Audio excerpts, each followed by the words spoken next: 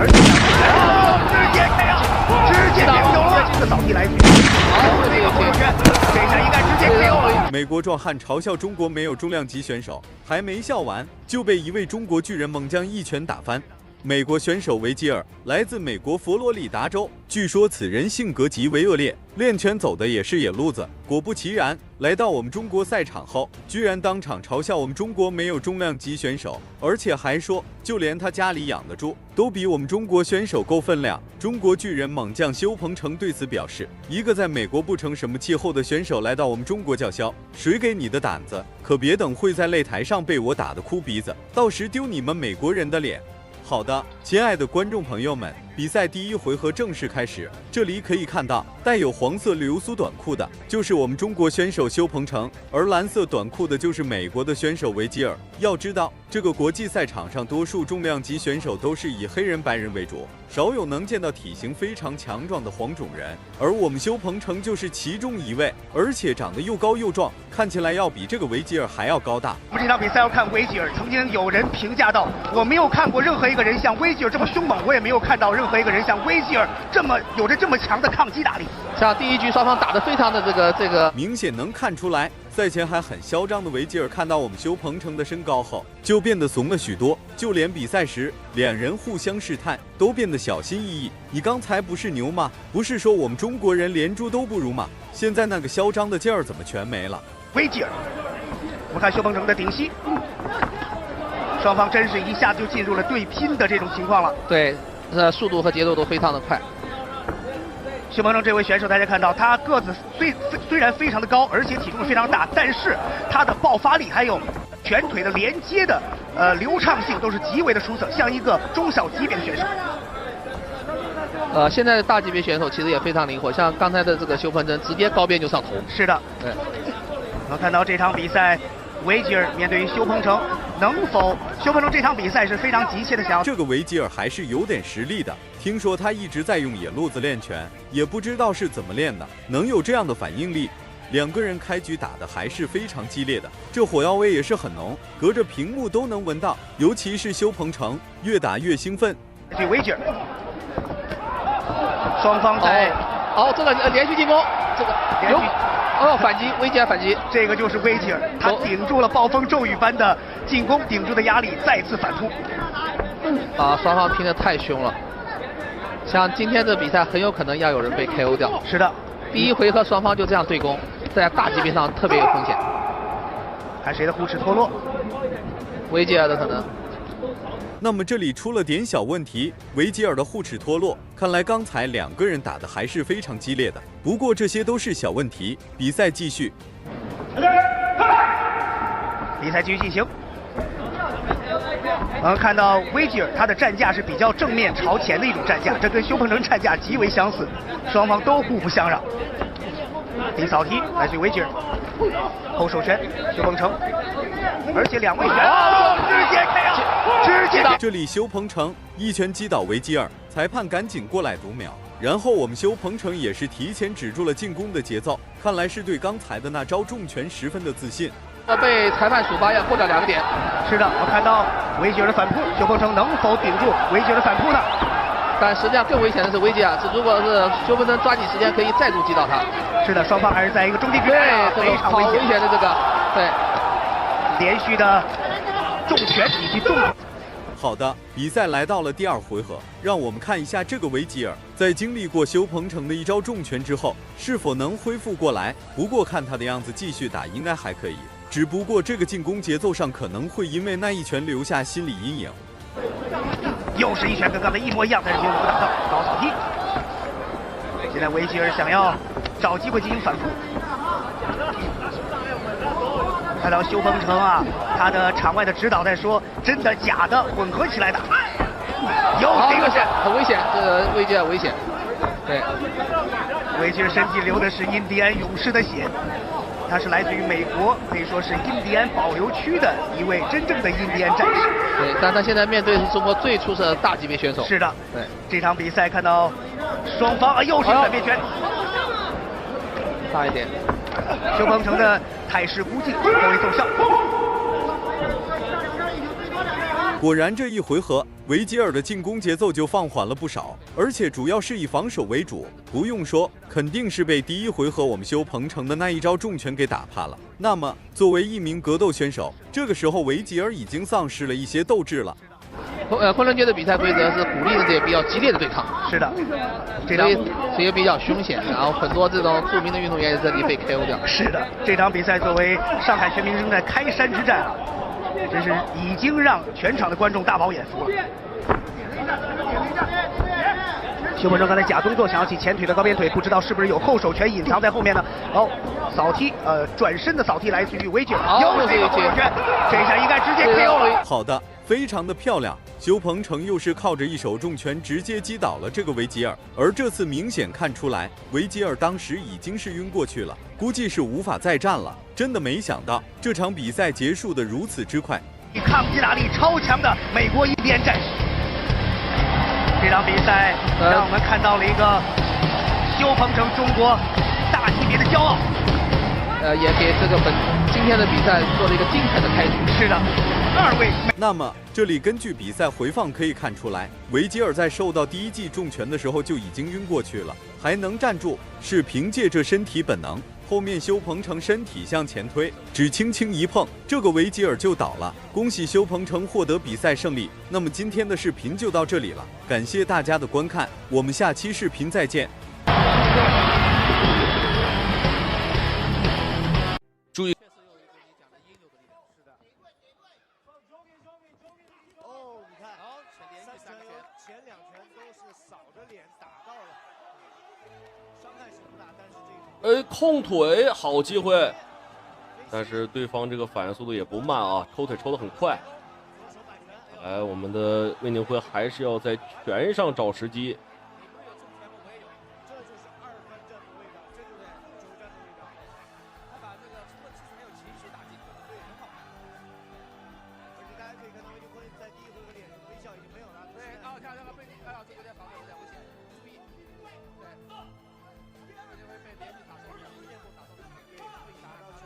我们可以看到我们的魏宁辉在第2回合打得很激进啊，脸上的微笑也没有了，表情十分的肃穆，看来是打出了一定的火气。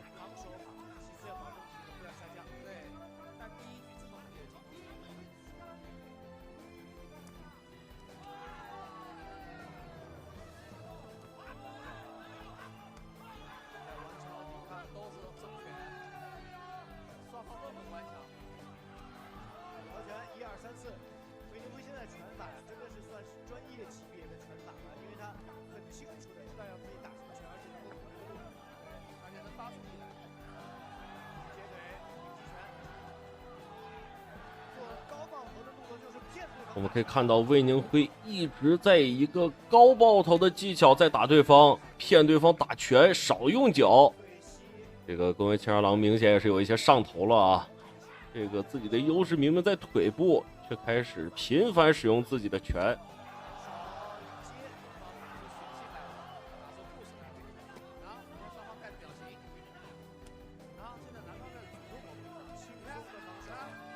其实大家看魏宁辉在防守的时候，眼睛是在看对方的，所以这不是失控的防守，这是在找机会。很危险，双方都很危险，我觉得。对，漂亮，退让。可以看到我们的魏宁辉催泪大师不是白叫的，一直在攻击对方的双肋。好的，第2回合比赛结束，第3回合正式开始。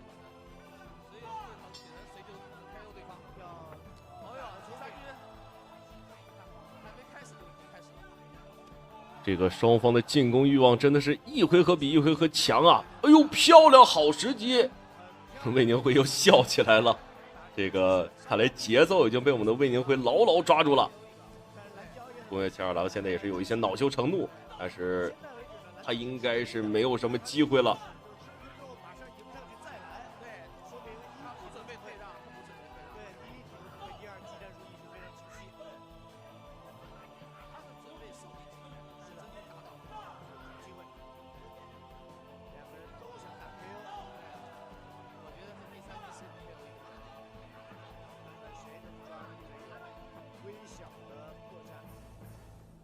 就是防守的一瞬间的疏忽。对。可以看出双方这个体力消耗确实有点大了啊，一直在拖延比赛。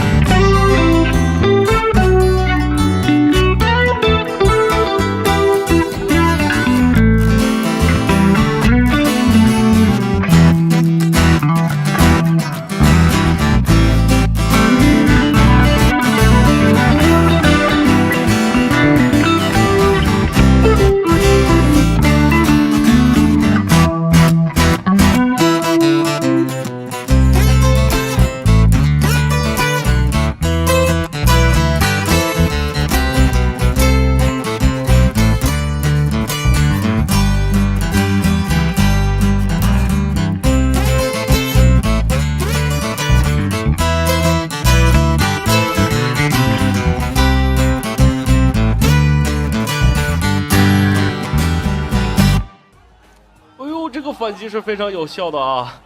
这个公园千二郎明明擅长泰拳，却是被我们的魏宁辉一脚击翻。可以看到这个公园千二郎是有一些尴尬了啊！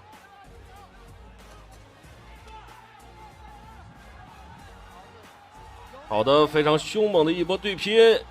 我们来看看双方谁的状态更好。裁判敲铃，第3回合比赛正式结束。让我们来看一下第3回合比赛的精彩瞬间啊！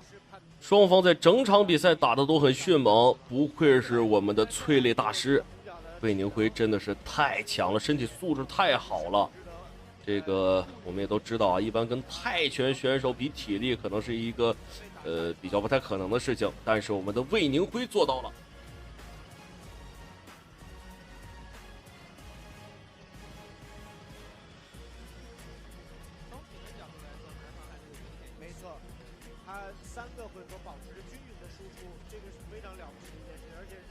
好的，让我们来看一下裁判的最终判定。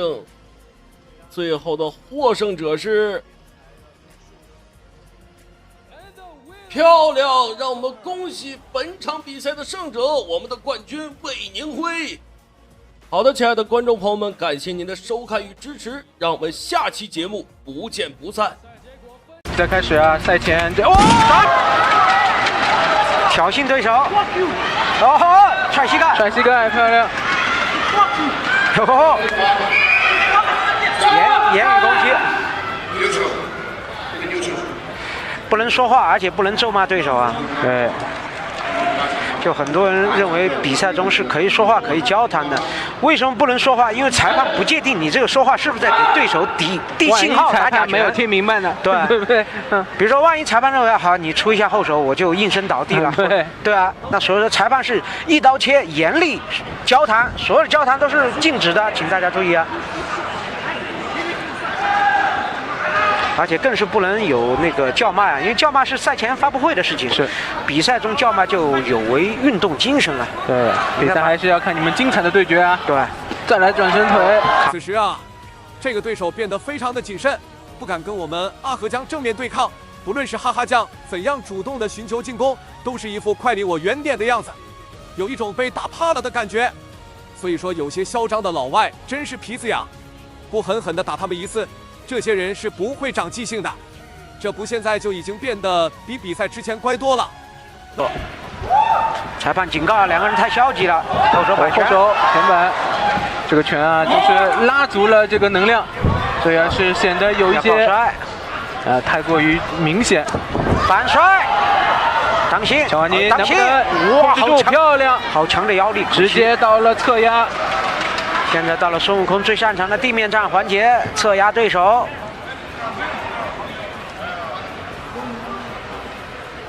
那么此时啊，两人其实已经经历了一段时间的地面缠斗。其实啊，这是一个拼耐力的过程，而且还需要足够的经验才能挣脱开来。而我们阿河江是一个比较擅长站立的选手，对于地面上就显得弱势。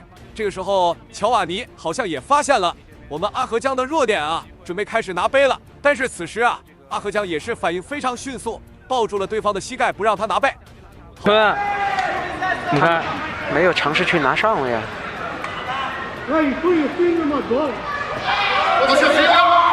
裁判警告，手指头不能插对方消化道末端。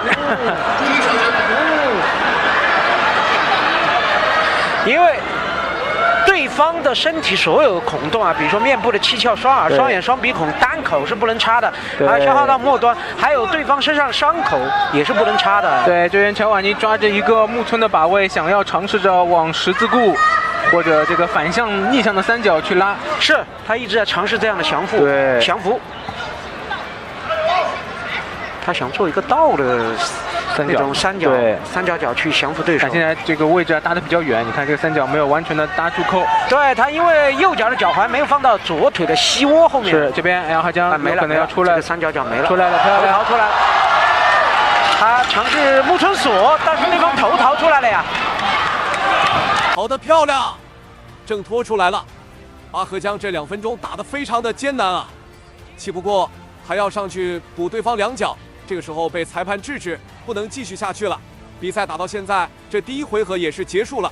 不知道大家觉得阿河江第1场的表现如何呢？第2局啊，时间依旧是5分钟。好了，开打。这比赛也给这个赵志阳老师带来了。这第2回合开始，双方选手就显得谨慎多了。目前看起来，双方把距离把控的都比较远，谁也不想主动出手露出破绽。而且啊，经过这第1回合。双方也都是看到了自身的这个强项和弱项。巧合的是，双方还都有在各自弱点上克制对手的优势，这个就很有意思了。但是2个人打的都是比较稳健的，不过还是希望我们阿河江尽量把比赛节奏提得快一点，不然这个时间拖得太长，倒是给了这个乔瓦尼机会了。要有更多的这个进攻，双方现在把距离啊拉得非常的远。阿河江，你看这个出腿啊，包括前手的试探，像极了康纳麦克雷格。出腿。可惜康纳的这个致命的左拳，目前还没有看到。对，后手击服。因为康纳的前手的这个拍击啊，是为他后手的致命的左拳的重击开路的。是，那才是他得意技啊。低扫漂亮，踢得好响亮。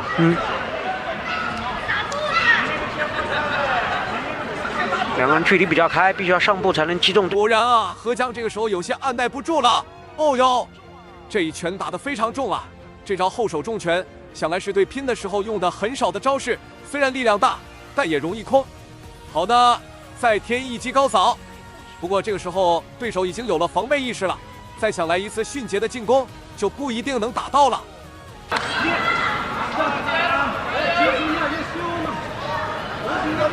阿河江。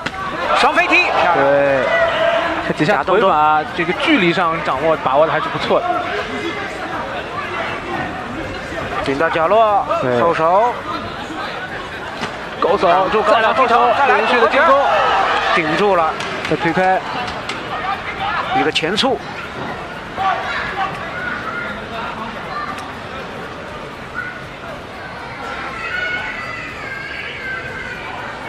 双方把这个比赛节奏拉得很慢，但是大家都是把所有的注意力都放在阿河江的进攻上面。踹膝盖没中，都在猜测他下一次的进攻会是什么。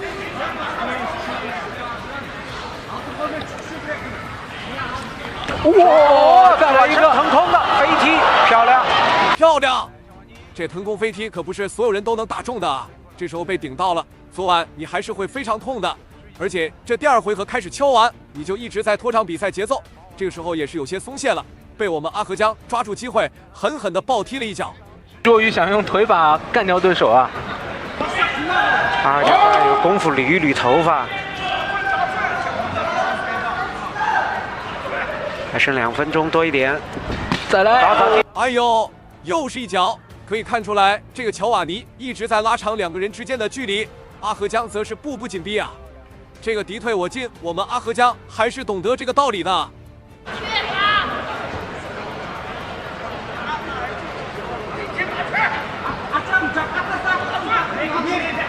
这边我们看阿河江继续在给对手压力，后手没中。对手因为一直在往他的这个后手方向去提早踢腿，对他应该想办法切住这个角度啊，有后直的这个机会。早踢头，对后手，哎呦，这下可是我们阿河将有些着急了啊！虽然刚才那一拳非常的漂亮，但是不仅空了，而且还被这个乔瓦尼成功摔倒，两个人又是进入了地面缠斗的状态。那么这个时候，我们阿河江为了不给对手机会啊，也是转入了贴近地面的位置，这个位置防守还是比较轻松的。而且对手的体力也有不小的消耗，想要成功降服也并不轻松。的进攻，这边想办法先要过腿啊。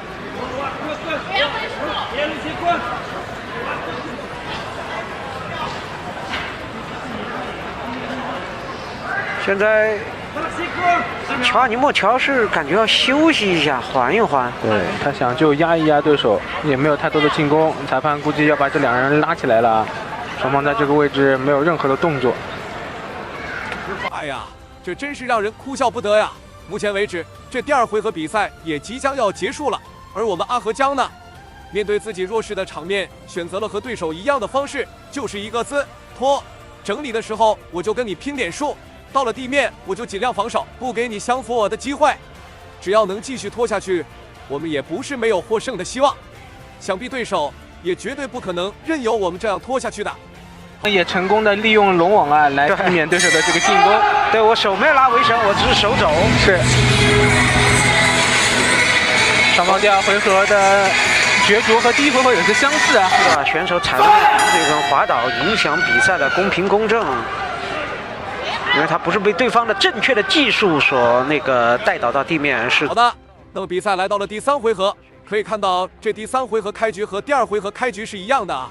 说明这个乔瓦尼在这一回合中还是老一套，继续找机会降服阿河江，而这也证实了这个乔瓦尼自认为在战力对拼上是不如我们阿河江的。从开始到现在一直是保持着非常远的距离，其实这个过程中阿河江对他挑衅，他也是非常的稳健，没有主动发起攻击。但要我说啊，这其实就是打怕了，开局那么嚣张，现在在擂台上却是一点也不敢了。好，两个人有点消极了。对，孙悟空半天不做进攻的动作，他基本上是不怎么在这种远距离，他基本上不怎么做进攻。对他几乎不出拳，他都是等对手进攻之后啊，他要找这个摔和地面控制的这个机会。对他一个略偏科嘛，对，就是战力方面的这个技能点数加的不高啊。是，而且从我这个角度可以看到，他的缠手应该是长得非常薄，所以基本上方便抱摔。对，看不到这个。好的，阿河江试探性的一脚踢过去，这个乔瓦，你还是第一时间往后撤，这说明对手是铁了心要跟我们拖时间，而这个时间拖得越久啊，对于我们阿河江就越不利。看来对手真是为了赢，也是放下了这个所谓的面子啊。毕竟在擂台上，谁要是长时间的不主动比赛，要是在外国观众们都在喊着他，让他滚下去。对。而且一扎上场比赛是终结的，对。如果这场阿河江也终结的话，两个人就更有打一场的这个理由和热点了。腿上的假动作，上步。哇！现场观众不停的在起哄啊，一直在想要看到比赛有实质的发展，但是目前。进攻主导方的这个阿河江并没有做太多的动作，上步的后手拳假动作。下期。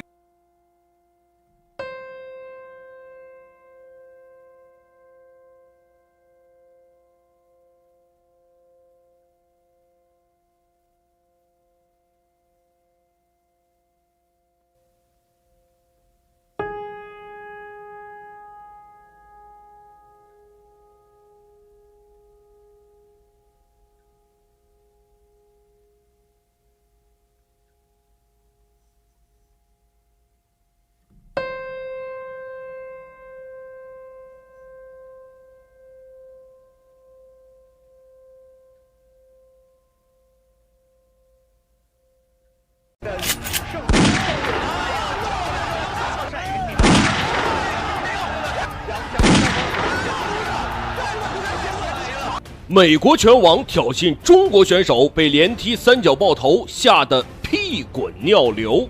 中国人的猪脑袋太脆弱了，我一脚就能踢爆一个，根本就没有挑战性。说出这番无耻言论的，正是眼前这位美国的拳王詹姆斯·马佐尔。他在美国绰号叫头部粉碎者。这次来中国，亲爱的观众朋友们，他也是嚣张跋扈。目前连续打赢了3名中国选手，而且都是被他打成重伤了，也是越来越猖獗。然而面对如此嚣张的言论，中国腿法高手我们的中国小将王玉虎也是霸气出山，挑战这个嚣张的美国佬。您现在看到的就是中国小将王玉虎，今年很年轻啊，才23岁，但是练腿13年，10岁便开始练习腿法。他从小出生在山里，可以说从小到大啊，有一件事情，他所有的柴火家中的都是他用腿给劈出来的。那么这场比赛到底是谁胜谁负？亲爱的观众朋友们，让我们一起来看一下。好的，第一回合比赛，红方选手我们的中国腿法高手小将王玉虎，蓝方选手美国拳王头骨粉碎者马佐尔。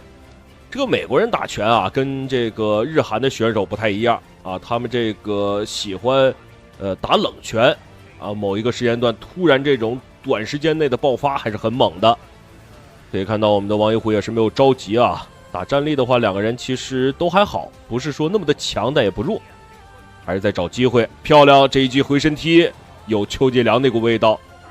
那么观众朋友们，可能您不知道啊，王玉虎之前呢曾经是在邱建良的拳馆里啊学习过很长一段时间，所以说他正常来算的话，应该是邱建良的弟子。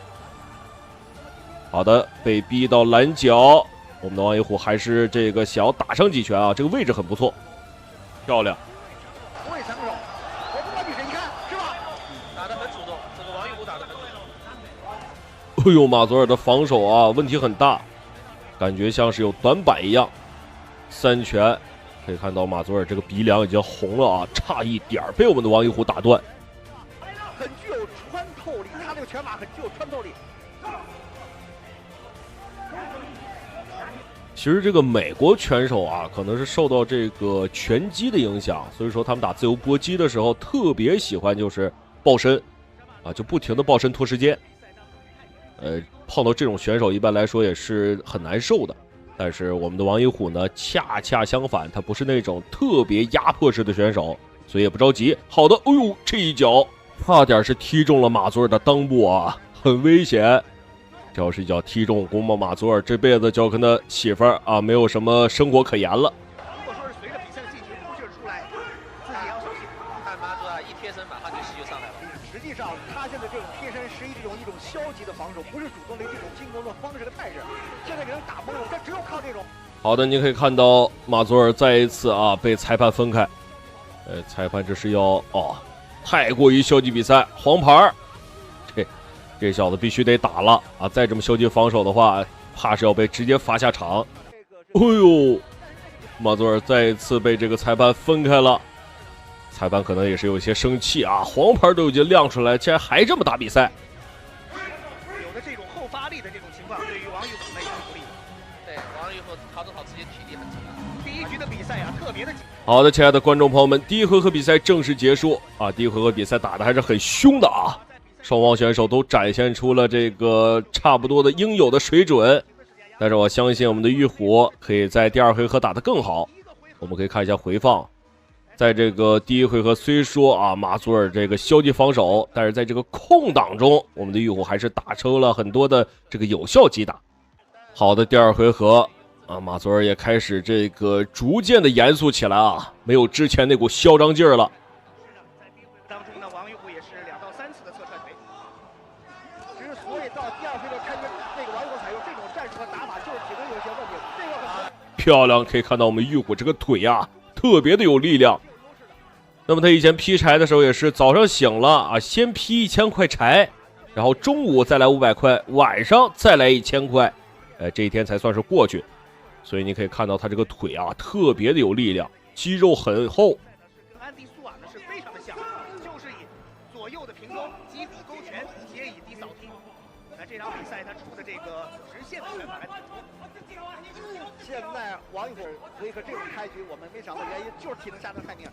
第一回合冲的太猛了，他现在体能出现问题，看现在他也出拳也不精。双方此时也是进入了一个白热化阶段，体能消耗还是很大的啊。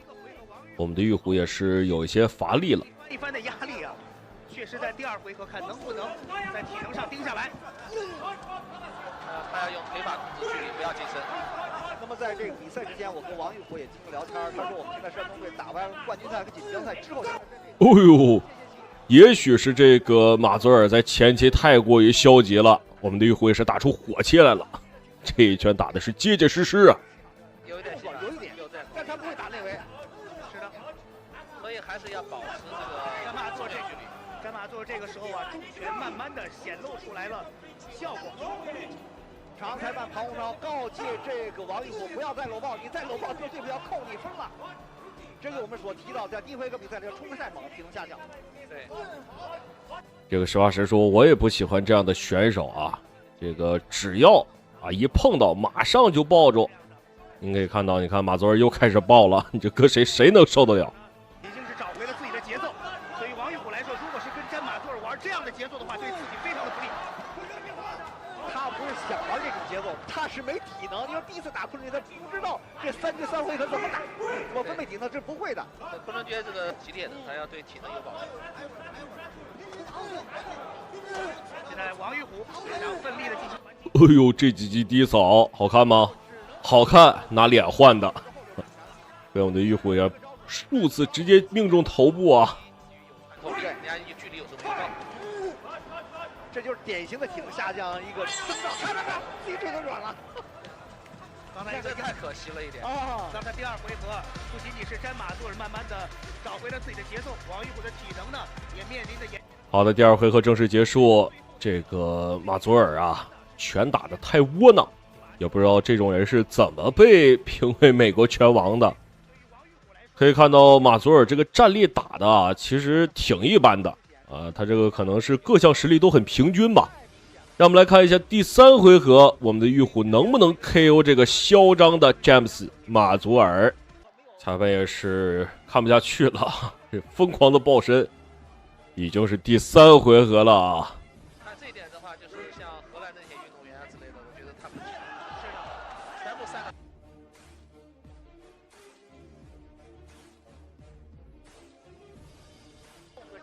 防守型出击，他不想对方那个上来，但他不是完全用策略是一种重击对手，不是。你看现在这个反而看好的漂亮，这一记抱摔啊，也是我们的玉虎力气很大，马佐尔也是没有什么体能了。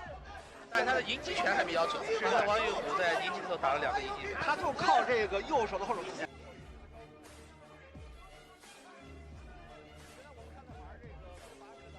这拳腿的组合是吧？一个体能好的原因，再一个他从第2回合已经慢慢的找回自己的状态，到第3回合完全控制王玉虎。詹马主要是挑战自己的体能。是的，而且詹马佐尔呢，他非常善于顶。哎呦，漂亮一记高扫，直接命中啊马佐尔的脖颈。我们来看看他能不能站起来。哎呦，没想到马佐尔这小美国佬还挺抗揍。好，那么比赛继续。绝对不会给你机会，一定要用后手重拳，右手后手重拳打击你，又是一轮的火拼啊！双方拼拳，看谁能。这是一个戏剧性的一种场面，在场面战友情况下，突然王玉虎一个又高扫，你要做高扫一个上头，给对方打倒，场上裁判给他扣2分，这个成绩就奠定他的胜利。好的漂亮，一记侧踢，又一次将马佐尔击倒。但是我们可以看到马佐尔站起来很快啊，我的玉虎不要给他任何机会，能再踹一次啊，这个小美国佬就完了。这比赛没悬念，这比赛就没悬念了，打得非常好。 2次强毒3分没了，对不对？尽管第2局肯定是过罚，可能马佐尔赢了，但是第3回合2次强毒3分。好的漂亮！裁判宣布比赛结束，我们王一虎获得本场比赛的胜利。这个嚣张的美国老马佐尔终于是受到了正义的制裁，让他知道中国人不好惹，而且踢你的狗头也是相当轻松。KO 的方式，这在不被看好的情况，第3回合冷招，你说冷招吧，又是中国的职业腿法，吃在腿上头，看，对，这个太棒了，这是第一次。那么好的，亲爱的观众朋友们，感谢您的收看与支持，让我们下期节目不见不散。都知道，一个选手在场上的比赛，更是一个团队的作战。王一虎连续3个侧踹 KO 了詹马佐尔的同时，刘腿披挂刘海龙微笑着从我们解说台旁边走过，小兔崽子，连续3次勾拳。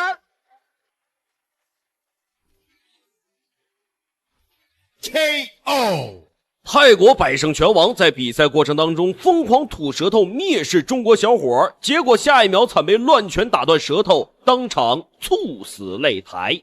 他是泰国百胜拳王兴当，号称是全泰国有史以来最硬的男人，有着超过300场以上的作战经验，来华8年，豪取24连胜，未尝一败。您可以看到他这一上场哎呦，这也是泰国人特有的肤色黑得发亮。那么在赛前呢，这个兴当也是疯狂挑衅，我来华8年未尝一败，你们中国人难道都是吃屎长大的吗？如果让我说你们在擂台上见到我，最好是磕头投降，我还可以让你们活着走下擂台，简直就是嚣张至极。我们的中国小伙胡正听说了这个兴当的嚣张挑衅之后，决定霸气迎战，好好看一看这个兴当到底是肉做的还是铁捏的。好的，亲爱的观众朋友们，第1回合比赛正式开始。我们可以看到红方选手我们的中国小将胡正，而蓝方选手则是泰国百胜拳王兴当。双方一开始打的就这么狠，看来都带着怒气我们胡正的话很好理解，对手侮辱我们中国人这个兴当打这么猛，不知道因为什么好，你可以看到我们的胡正也是特意拔了一个罐过来对抗这个兴当。兴当还是老练。那么这个兴当呢，毕竟是号称泰国最硬的男人，有史以来最硬也就是说他这个抗击打能力比泰国的罗唐波球都要强也不知道是真是假。让我们的胡正好好的来看看这个兴当的分量。我们的胡正呢也是外加功夫的一名弟子，所以说练这个硬气功很厉害据说徒手劈砖一上午能劈200块，真的是很厉害了。好的，双方再一次对拼，这个兴当多少是有点小脚不干净可以看到裁判刚才是阻止了2个人这个兴当多少是有点搂抱中不停的起膝。是早几年兴当曾经在比赛中让他的对手防守的一条手臂直接断掉，好狠。由此可见他最硬的这个称号绝非浪得虚名。好的，面对成名已久的兴当，我们的胡正并没有害怕而是不停的在比赛一开始就迎击对手打的还是很精彩的。兴当也是不停的后撤，打这个后手反击漂亮抓单腿，逼到篮边是一个很好的策略打泰拳选手不要在中场去打很吃亏。说得好，好，要继续贯彻自己的压迫性打法，但是兴当的这种高扫也是非常快非常冷的。胡正现在一直死咬。好的，连续的组合拳，我们的阿正咬的还是很死的打泰拳选手就是要黏一点，不能给对手太多的机会和空档，不能让他思考。这个泰拳选手一旦思考这个事情就会变得很麻烦，对手就会变得很强。比如说我们的中国泰拳王世界冠军邱建良。好，继续连续拳法的输出。胡正也是看得非常的准。好的，第1回合比赛结束。这个双方打的还是很凶的啊。兴当呢有点小瞧我们的胡正了，可以看到比赛一结束啊，呲个大牙，乐得很开心啊，觉得我们的胡正小将自己只是在陪他玩而已。但是您可以看到，在第一回合的时候，我们的胡正打得很凶的，是没有给兴当太多机会的。可以说，虽然年纪小，但是这作战经验可不少。好的，让我们来看一下第二回合双方选手的精彩表现。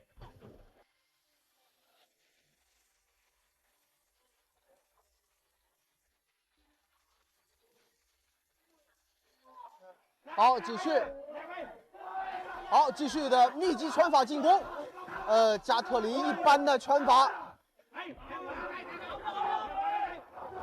我觉得兴当目前是有些膨胀啊，也可以看到不停的对着我们的这个胡正保持微笑挑衅觉得小伙子打得很不错啊，但是跟我老将相比还是差点意思，这种意味很明确啊。我们的胡正也是越打怒火越盛，这个进攻欲望明显是比第一回合还要凶了，不太给兴当这个喘息的机会。摆拳呢没追上啊，没追上。好，胡正的拳法从各个点、各个面去击打兴当，轰击兴当的头部，轰击兴当的躯干。但是兴当作为被称为最硬男人的战士，他的好的，我们的胡正也是在不停的挑衅这个兴当啊。兴当这个节奏被我们胡正彻底打乱了，有一些不知道该怎么打了。这个遭遇小鲜肉的对决，这绝不是。我现在就担心胡正的体能，因为你像这种高频次的轰炸机般的打法，其实对体能还是有着非常高的要求的。那当然了。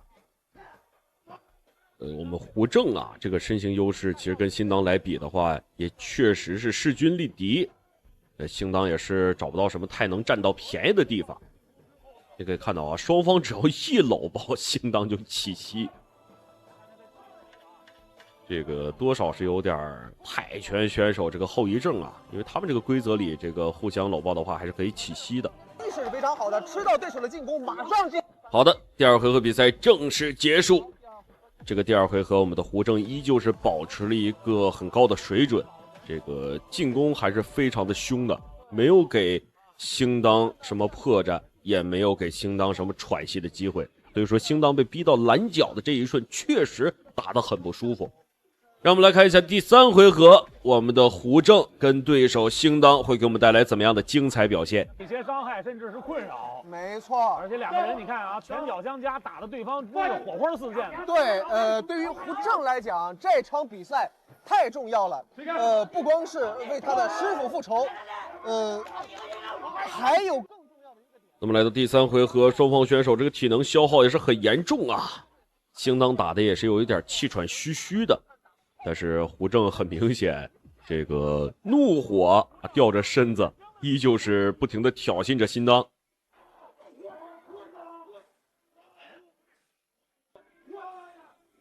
推开，好的，对于年轻的选手而言，真的是读万卷书不如行万里路。